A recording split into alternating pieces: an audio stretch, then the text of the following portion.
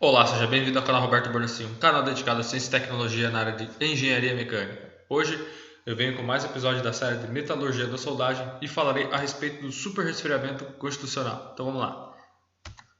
Opa, beleza. O que acontece?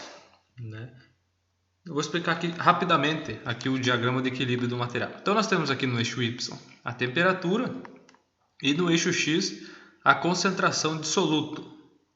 Ok? Aqui é a linha sólidos e aqui é a linha líquidos. Eu vou explicar agora cada um. Bom, aqui no que diz respeito à concentração de soluto, é o seguinte: o soluto é o material aí que está em menor quantidade. Né? Vou dar um exemplo claro para vocês. Por exemplo, em uma composição química de um ácido que contém aí, ferro e carbono, o ferro está em maior quantidade, por isso ele é o solvente. O carbono está em menor quantidade, por isso ele é o soluto. Assim, na vida prática, com a solda, os solutos são outros elementos também. Aí você pode jogar silício, pode jogar manganês, pode jogar vários outros elementos que estão aí contidos na pós-difusão. Eu estou pegando o exemplo aqui de ferro e carbono para você poder entender de uma forma simples, beleza? Então o que acontece? Vamos explicar aqui a linha sólidos. Abaixo dessa linha, em uma combinação da temperatura com a concentração, se a combinação aqui, por exemplo, a temperatura TS com a concentração C0 tiver aqui abaixo da linha sólidos, o material estará 100% na fase sólida. Se a combinação ficar aqui no meio da temperatura e a composição ficar aqui no meio, você terá aí a fase líquida mais a fase sólida.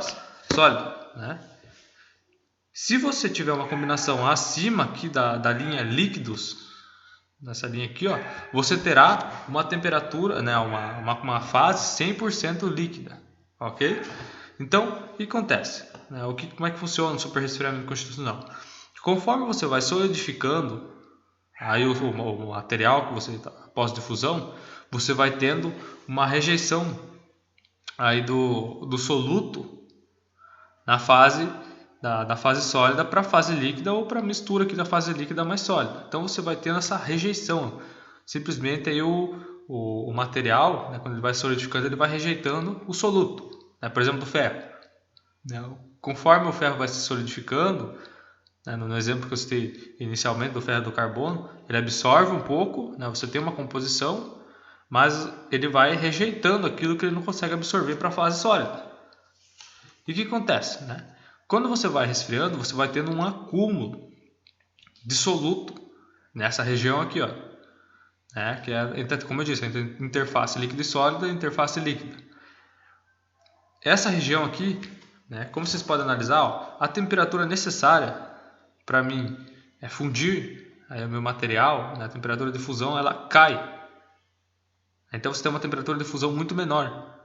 Ou seja, aí você tem um resfriamento muito mais rápido do material. Isso faz com que você tenha um fenômeno que ocorre nessa região aqui, nessa interface, chamado superresfriamento constitucional. Então, isso que significa aí o superresfriamento constitucional. Você ter o acúmulo de soluto nessa região faz com que você tenha aí uma redução significativa da temperatura de fusão no material. E, consequentemente, para que isso ocorra, existem algumas condições. Então, vem aqui para essa equaçãozinha aqui. Vou passar para cá para ficar mais claro.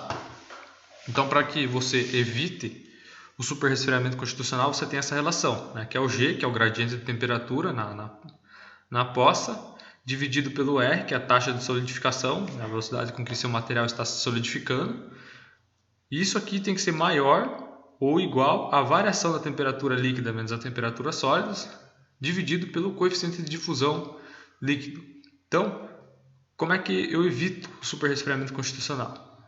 Então, com a eu tenho que ter aqui, né, se você analisar, se eu reduzir aqui a taxa de solidificação, se o meu material se solidificar mais devagar, eu evito aí o superresfriamento constitucional, né? Então, você evita aquele acúmulo de soluto excessivo, ok?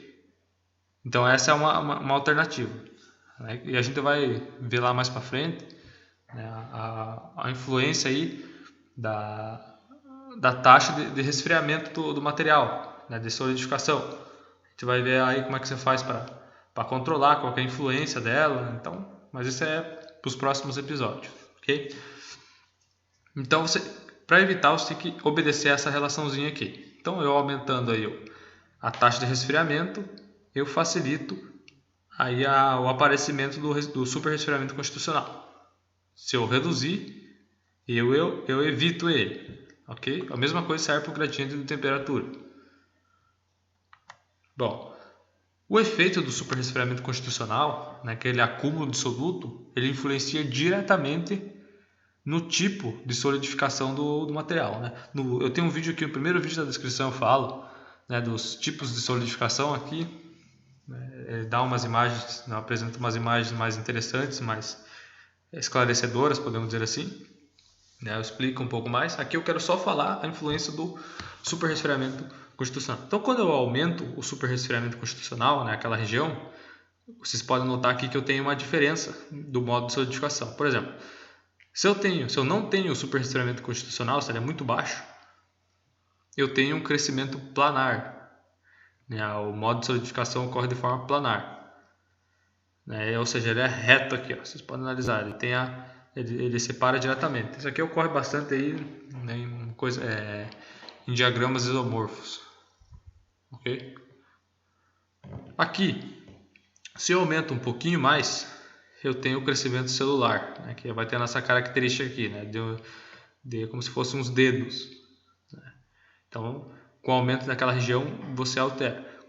Se aumentar um pouco mais aquela região, né, se tiver mais acúmulo de soluto ainda, eu vou tendo essa característica aqui, né, que é a dendrítica colunar. Então, você vai tendo uma coluna que vai derivando dendritas aí, vai tendo essa condição aqui. E se eu aumento ainda mais aquela região, né, se eu reduzo, se eu aumento a taxa de solidificação do material, né, quanto mais rápido eu resfrio ele, eu vou tendo essa condição aqui, que é o modo de solidificação dendrítico equiaxial, né? O que acontece? Ele já não parte aqui da fase sólida para se solidificar, já começa a se solidificar lá do meio, lá, vocês podem ver aqui, ó, né? Ele não parte de forma diferente dessas aqui que partem da fase sólida. Aqui elas já começam a solidificar lá no meio da pós-difusão, né, em locais distintos e que alteram aí totalmente a sua microestrutura. Nós vamos falar de cada um desses tipos aqui, né, a influência nas propriedades mecânicas, né, que um tipo de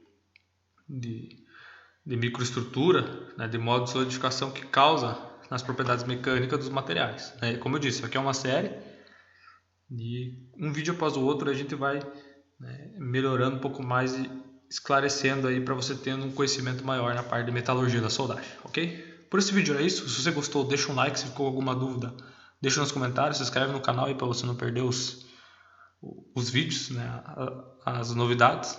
Até o próximo vídeo.